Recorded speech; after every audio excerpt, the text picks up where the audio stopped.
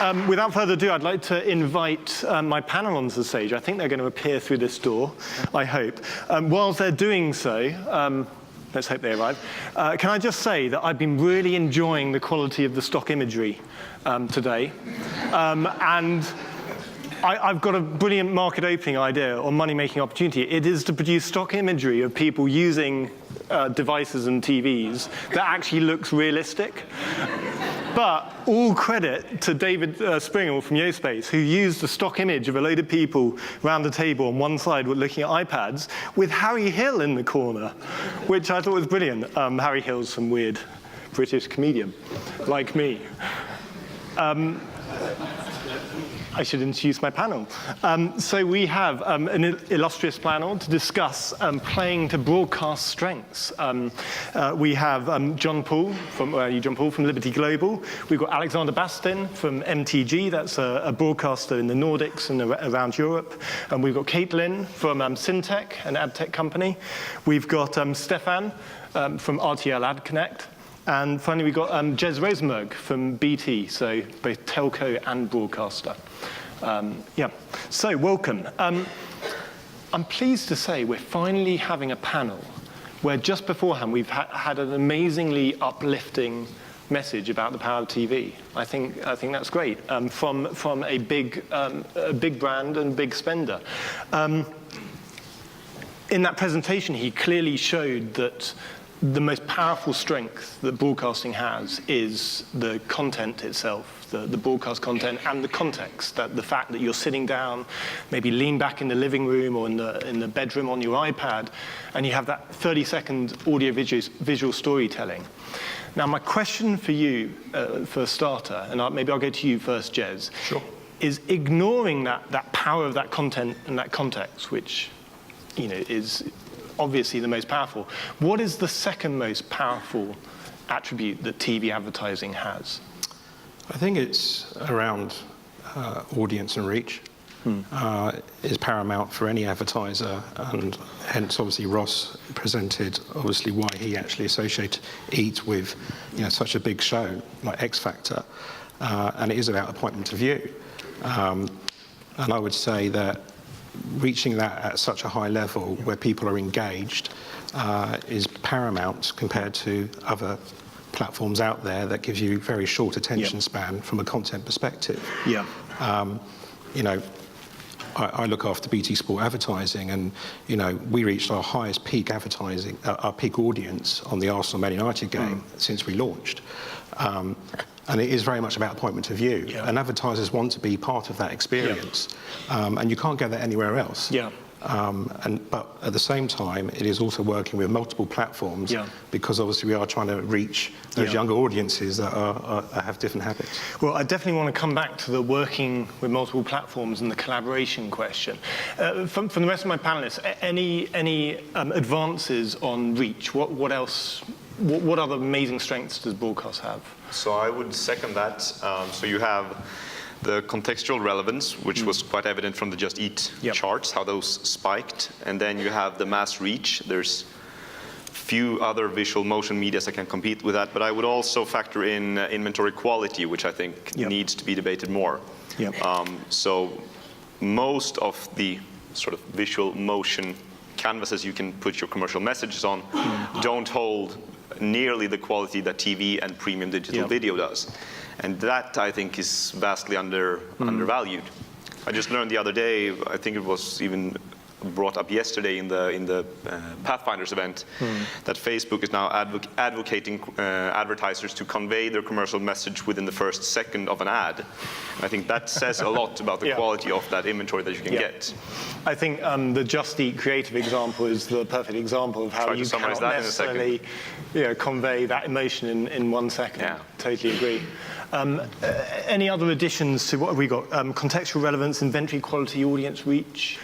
I think distribution strategy is really important. I worked for NBC Universal for about 4 years, and I ran their ad sales technology, both in linear and digital. And content and context are super important, but the distribution strategy against your targeting audience and your data segments truly make a campaign successful for return on investment. So that's the point around addressability, really, Correct. which is really probably what we all, hopefully in this room, want, which is a massive growth in this area over the coming years. Absolutely. So yeah, addressability is a very good one. Stefan, you were going to make a point. Yeah. So a couple of things. We are used to run a big survey, a big publishing book called the TV Key Facts for many years within the group. And maybe a couple of statistics. It's 4 hours and 7 minutes in viewing time in Europe, globally, in 2016. So it's still high in terms of linear TV. We're talking about reach. A daily reach, an average daily reach of 72%, in one day to reach your target audience in Europe again. So I think those are two nice statistics to get.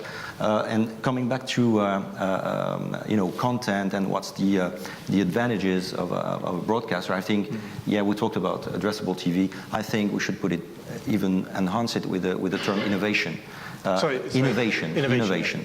I always say that TV has never been sexy as today, thanks to innovation, digitalization, and all the new forms of advertising we can get. It could be addressable, but it could be also AR or VR technology in the future.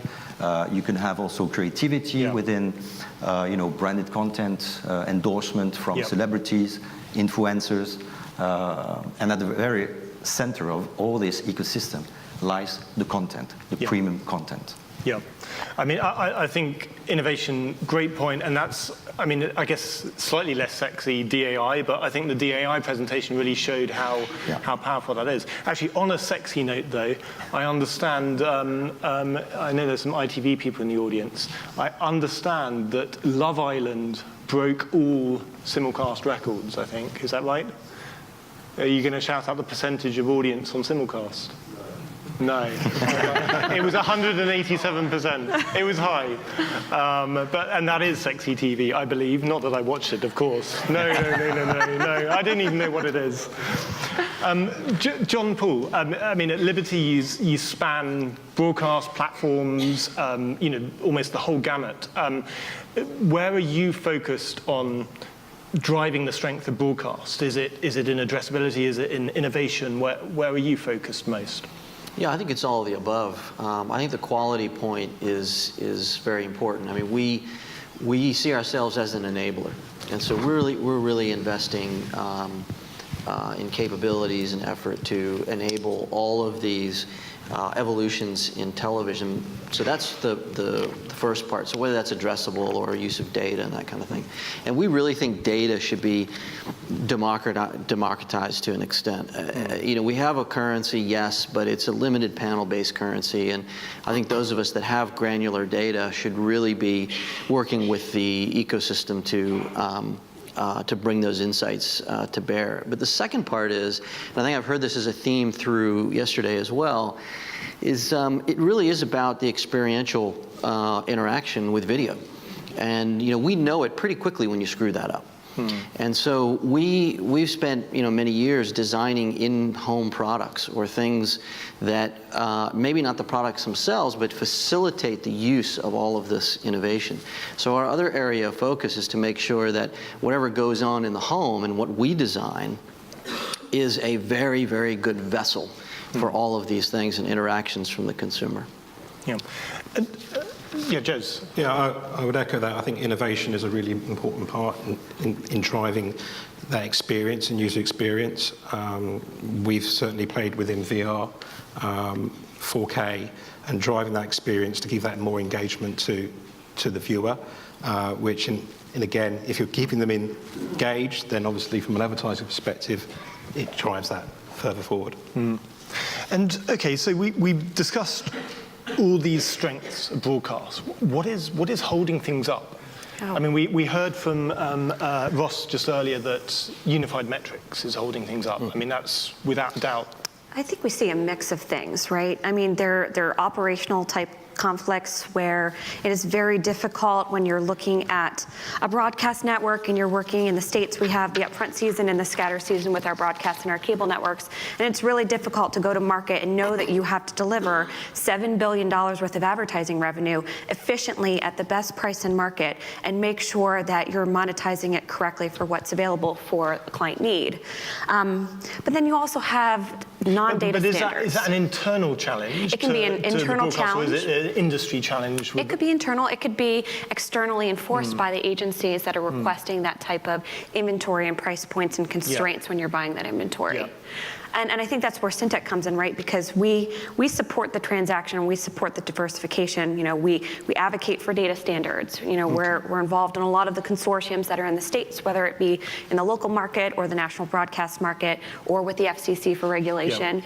I mean, there's just so many parts of that fragmentation piece that make it so difficult to do a start to finish campaign, plus measurement, plus ROI for the teams that sit underneath. So that's really a story around collaboration and evolving ways of working together. Yeah, and organizational transition as the mediums change and the dollars shift in between traditional linear broadcast, live linear, set-top box VOD, traditional VOD. So it's a mix, and it has to be supported in some way by the technology infrastructure that sits below it for analyzing it from a transactional standpoint, and then also analyzing the output of delivery across all of these platforms. Okay. Excellent response, and I'm going to come to the others for some other ideas for what's holding things up. I'm going to give you a warning first, though. I'm afraid I'm going to improvise something at the end. I haven't warned them about this. You know, we have so much rhetoric at all these conferences, and we have so little action year on year. So when thinking about these broadcast strengths and what is holding us up, you know, capitalizing on broadcast strengths, I'm going to give you an opportunity at the very end. And this is an opportunity that I really have wished I've had my whole life in business. And I'm going to give you an ultimate action point. And what this is at the very end, you can choose anybody in the world or any company in the world, and you're going to say what they're going to do to move the market on. And I'm going to come to each of you at the end. So please think about this during the course of our discussion. So it can be anything, you know. The Pope can renounce Catholicism. I'm not sure if that will help addressable TV, but you know, it can be anything. Yeah, I didn't run that by the Vatican comms team. It's okay. So back to answer your question, things holding up. Yeah. John Paul, bring us back on track. We live these challenges every day. So when we started on this journey, we were faced with pretty much every possible roadblock to this, which was technology, so the capability in the set-top box, trying to convince the broadcasters to come along, trying to convince the advertisers to come along. There's the measurement piece. So for example, we've already launched linear addressable in Belgium, but it was only recently that we had agreed a way to measure it. Yeah. So the tech is a big part of it, not the set-top box, but also as the smart TVs get a little bit smarter. And then I think that we kind of view, because we're enablers, and we do not have a large ad business of our own, a multi-billion-dollar ad business. What we're trying to do is really just ensure that the content ecosystem is healthy, that brands can reach consumers, and that content stays healthy. So we found that the players, the broadcasters, et cetera, really fell on a spectrum of we just don't want to do this at all to very, very forward thinking. And so we just partnered with the ones that were out here first to get it moving. Stefan, you. Yeah, what strikes me when I listen to you and all the different, topics you're working on, and here we're talking about ad tech, is in fact, it's about this complexity. It's complexity. And when you think about it in my work, of course, today as a sales house, is to bring viewers to respond to advertisers' needs.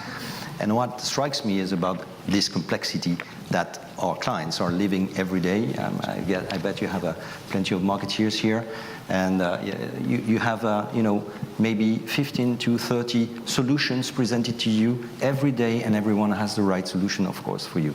And I think this, we need simplicity.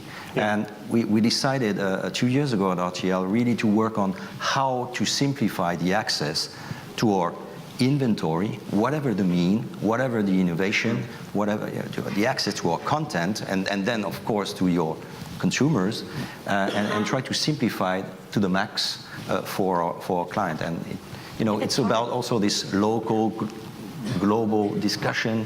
Who are we fighting against? You know, the Finecast or GAFAs. And is that desire for simplicity what's been driving your ad tech strategy for acquiring ad tech companies and also your sales consolidation? Is it really to drive simplicity? Yeah, the drive is really a simplified access to the inventory. Yeah. Whatever the country, whatever the mean, it could be a big screen, a small screen, whatever the device. And of course, everything is relying on a reliable ad tech stack that we could bring to the community. So I'd love to talk a bit about this kind of consolidation, this collaboration. We're seeing initiatives like EBX and OpenAP, and I mean, in a sense, RTL is Europe's biggest broadcaster, is very consolidated in itself. You know, what really needs to happen next? I mean, you know, BT, MTG, are you? I guess you can't necessarily tell me whether you're planning to consolidate with other broadcasters. Let's pretend you can. Are you planning to consolidate with other broadcasters? No, I mean, look, I think we're coming into the world where acquisition is becoming more and more important, especially defending and protecting your business. I think, you know, just look at the example of AT&T and Time Warner and the reasons why they did that. And obviously content's really important, but obviously, again, the data they've got on the customers that they've got brings that extra power and leverage that they can bring to the table. And so that's where I see the opportunity. And I think for the first time in a long time, technology companies are there. They're able to solve problems for us. Whereas in the past, it kind of worked, it didn't work. You know, we chose Yospace, who presented today, because they were the best-in-breed DAI provider in the market, and they've proven that they're able to provide stability to our customers. Because I can't take the risk that if an ad goes down, it takes the whole service down to our viewers, and that's a really important thing that we have to protect. Yeah. Especially in live, right? Especially. Yeah, live is a huge market, and DAI is incredibly complex when you're working on live streams. And I got to see it a little bit when I was at NBC Universal, especially with things like the Olympics and the Super Bowl, World Cup, whichever event. And it's very difficult to sync up the actual linear broadcast feed with the DAI. In some markets, you actually are required to have the exact same commercial to the exact same second being delivered in multiple environments. And it can get very dicey, and it's a horrible negative experience for a user if that goes down. So it's an incredibly important technology to have in place to be reliable for those types of monetization activities, because you can make, like, look at the Olympics, it made $1.3 billion for the Rio Olympics. Substantial amount of advertising dollars for a 14-day time period. Yeah, I remember 1 or 2 hours while I was at ITV in a live play-out, particularly the ad break that we ran just as Everton finally scored the winner in the FA Cup final. Oops. Probably we'd best not mention, okay, sorry. Apparently somebody spilt a cup of coffee over the play-out desk and accidentally hit the run ad break button. Anyway, Alexander, on the kind of collaboration, kind of acquisition or partnership front, I mean, what are your views with respect to ad tech? I must say, to start with, I'm excited about the opportunities that you are providing, and now I'm sitting here pretending that I'm collaborating with all these broadcasters. It's fun. We'll go out for a drink afterwards and solve the world's problems. No, but I think if I imagine the scenario where we are partnering with other broadcasters in our local markets or throughout Europe, the simplification of how we are able to monetize our assets is key, to your point. We have so much fragmentation in everything, not only related to ad tech, but also to viewing with various devices and time-shifted viewing and so forth. And content is growing exponentially, as we all know, so what we are viewing is also being fragmented, and we need to be able to bring that together in a smart way. And there I think there's a huge work to be done that all comes down to, more than anything else, unified measurements for all the inventory that we're able to monetize, whether it's labeled classic linear TV or it's labeled digital video. But unified measurement of it and a simple way to accessing it. Yep. And I think, I mean, much like any industry that's growing very, very rapidly, we do see a large extent of fragmentation right now when it comes to ad tech solutions and so forth, and that is bound to be consolidated to a few key players. I would foresee relatively soon. Yeah. So that's okay. So that's kind of collaboration really focused on measurement amongst sell-side partners.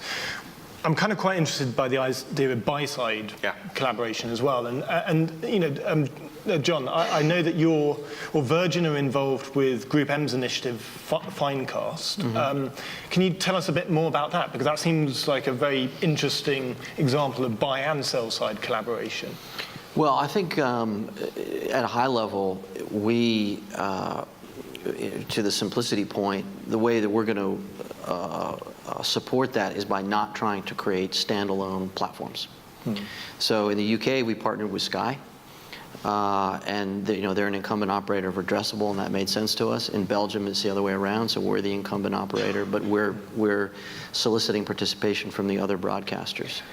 And so I think we are in each market very open to innovation's critical, but also there's an ecosystem there that we don't have to grenade, and that we shouldn't, and that we should play within. And so that's how we're approaching each of our markets, and it's the same in Latin America for us.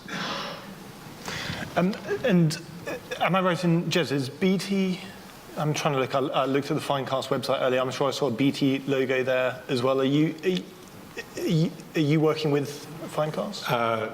We're waiting to have conversations with Finecast, but I think it was slightly misquoted. Okay. But we are very interested to find out about the opportunity in this ever, moving world. I mean, one point I would say about collaboration is why are the broadcasters collaborating more and more is because of the threats of other companies out there. We all know that. And it's, if you look at, the first time I've seen that ITV, Channel 4 and Sky are collaborating together for this big TV festival in February, and that's primarily to advocate TV advertising and what can be bought on those platforms at scale to defend the businesses. And ultimately, that's why we're working with tech companies, that's why we're looking at addressable TV, is because we need to move with the times to defend those revenues quite rapidly. Otherwise, there's only one way it's going to go. Down. And actually, something that I noticed with interest in the UK upfronts recently was both ITV and Channel 4 talking about working on dynamic ad replacement of linear. I know, I believe RTL and have been working with SmartClip on tests with HBBTV in Germany on replacement of the linear stream. What I'm fascinated there is that it seems to be that these relationships are with device manufacturers where the ads are actually being replaced at the display level.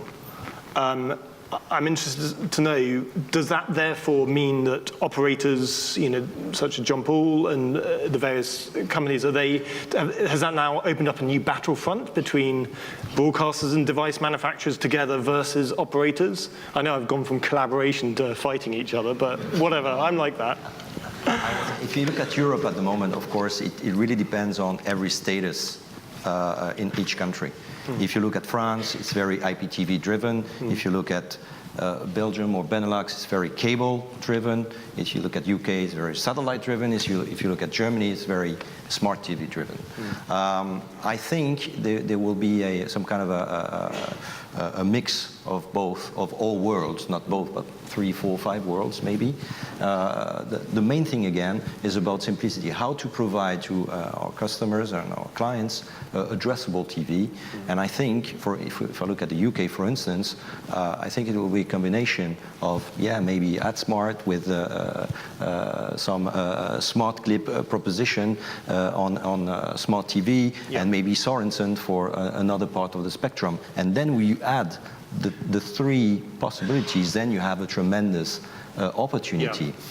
There is also nice statistics from SmartClip. We think that by next year we will reach, or the technical reach will be of 91 million of households enabled with HBB TV addressable services in Europe. 91 million households. Again, it's a huge and a tremendous opportunity. And I think we have to embrace this. No, I like that concept. It's just opening up new opportunities. I mean, I guess the flip side is it opens up new challenges with respect to unified measurement. Right. But then we have the lady in the middle over there who's working on that for next week. So yeah, just another one to add to the list of to-dos. Okay, I'm going to come to the audience for questions in just a moment, but before I do, Jez, you just mentioned kind of certain digital competitors. I'm not sure who that I don't know who I might be. Let's choose one to discuss, because I mean, I think we've given too much oxygen to Donald Trump, Nigel Farage, YouTube, and Facebook, So let's talk about another digital upstart altogether, which is Netflix. And the thing that I find interesting about Netflix is that the content and the context is right for very, very powerful TV advertising. But of course, they haven't yet launched a TV advertising or a freemium model. How scared, on a level of 1 to 10, are each of you of Netflix launching a product? I'll go first. Personally, Number, please. Come on. I'm going to go with 3, moderately waiting to see the shifts as they move into more ad-supported. But I'm from the technology side, right? So Syntech has not really any skin in the game when it comes to that factor, but we are obviously interested in the support of the health of the industry and the business model, and making sure that as these stacks diversify, and you said simplicity. I could not agree more, because what happens is you're trying to have a one-touch point for people to buy, but then you have to distribute against possibly 20 or 30 potential downstream delivery mechanisms, and you need to be able to understand your inventory, understand your price, and make it easy, and that's what we're here to do. So I probably have the most neutral, you're not very scared, right? I'm like Switzerland. Okay, well, let's go to a broadcast. So like, Stefan, when you're at home watching Stranger Things 2 on Netflix, how scared are you? Well, how scared are you of Netflix launching advertising, just to be clear, not Stranger Things? Before being scared or not scared, I think it's always the same thing. It's the global players versus the local players. We are representing local players, and definitely this is a challenge for us, how to react against global players. And I think we should organize ourselves in also organizing ourselves either in partnering or commercial alliances or whatever against those global players. Now, regarding Netflix, I think it raises many questions. It's a SVOD, PayVOD offer. I used to do that in another life, buying rights, etc. I don't think it's going to be so easy to also buy on top of what they have already, the ad-funded video rights. We'll see, but it will take time. So first of all, it will take time. Then second of all, if you look at what we have already at local level, for instance, the broadcasters VOD, there are different initiatives we can imagine. If you look at, I don't know if you're aware of it, if you look at, I had my colleague from RTL Netherlands a few minutes ago, there is a nice initiative in Holland, it's called RTL Ziet, which is in fact a collaboration of all broadcasters VOD, from Pubcaster, RTL, and SBS, collaborating over one single broadcasters VOD offer. And you can find the best of the broadcasters catch-up TV under one roof. And this is something that we should think about it maybe in the future, against a potential threat of Netflix being ad-funded as well. And then and on the other hand, we can go the other way. We are free, maybe we could go for the PayVOD and build up hybrid models. These are also because after initiatives. All, it all comes back to the content, and sometimes actually the content on these services is a bit pants. And just for the Americans in the audience, that means bad. It doesn't mean trousers. Now, I understand some people are more scared of Amazon because, of course, they've got like an army of drones and, I don't know, attribution modeling and stuff like that. They're kind of a bit like, what is it, the Clone Wars or something like that, with an army of drones. But do you think Amazon is a threat, John, Alexander? Does that worry you more than Netflix? Yeah. Netflix is like a 2 for us. I think for all the reasons mentioned, I think even if they do advertising, it's going to be in a certain construct, and I think it even almost could help with some of the formats, innovative formats. But Amazon, I think, is a harder one to get your head around, because for them this is a rounding error. You know, it's a Wow. and we don't know where that's going to move. Yep. So I think, you know, people like certainty, and I think that's just one area where, you know, when they make an announcement, share prices move. Yep. And I think that makes a lot of people nervous. That's a very nihistic view. I like it, though. It's like humanity becomes a rounding error in the AI future. Sorry, that was pretty deep. OK, just before we go on to our ultimate action points, I want to see who in the audience might have a question for our panel. Oh, there they are. No, is everybody too scared to Very speak? stimulating. I won't take the mickey out of you. Oh, no, there we go. Gentleman at the back. Please say who you are. Hello, it's Tom from Toshiba. It seems to me from listening to the panel that what we're doing is we're letting all of the FANGs go and innovate these new advertising models, and we're just going to be saying, well, TV's good and we're going to carry on doing what we're doing, and maybe we'll copy some of those models. Isn't there any innovation that we can actually do in the TV industry to actually improve the advertising experience on TV and make it better than the ones that these other guys are offering? Or are we just constantly playing catch-up? No, I think we could correct that perception straight out of the gate. I think RTL, for example, is one of the more forward-thinking broadcasters in this area. We are all experimenting with ad formats, timing, a whole range of things. I think that we suffer from a little less agility because in many cases we're not in an IP environment. But I think there's a tremendous amount of innovation going on. And I would like to see more, particularly on the format side, because we talk about data and using data. But I think that as the consumption changes, we can definitely do some more with ad formats. Yeah, I think there's definitely a ton of innovation when you look at the creative development in a TV environment. You're seeing a lot of broadcasters go to market with custom creative, where they use, you know, TV personalities, different delivery methods, shorter clips. You could have different types of billboards or interactive ads on screen on certain devices. I'm seeing a ton of innovation in linear environments, not necessarily as traditional as bumpers and billboards, but there's definitely a lot of room. If you look at connected television, you look at companies like Brightline ITV, they're focusing on taking a rich media experiencing and interjecting it into a linear environment, connected television environment, to give a very broad-based, engaging, creative experience for those particular users. And I think broadcast networks are eating that up, and they have their own creative teams and are working on custom creative and digitorial type pieces all the time for linear. Okay, let's take one last question. Lady at the front here. And we need to keep this answer short because I'm still going to nail you with these action points, okay? And they've got to be short. I'm going to write them down. That's right. Awesome.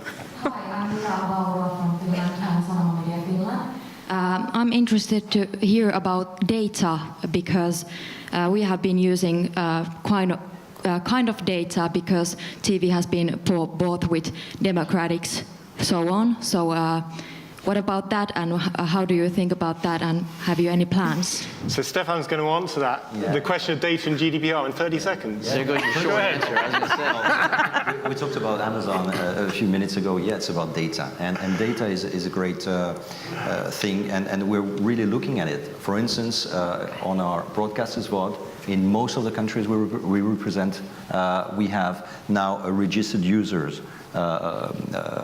obligation. It's mandatory. So definitely we're getting data, we're gathering data, and I can you should do that, guys. You should build up your own DMP because that's the future. And then you have your own DMP. Maybe you should think about maybe sharing it with lookalikes like you.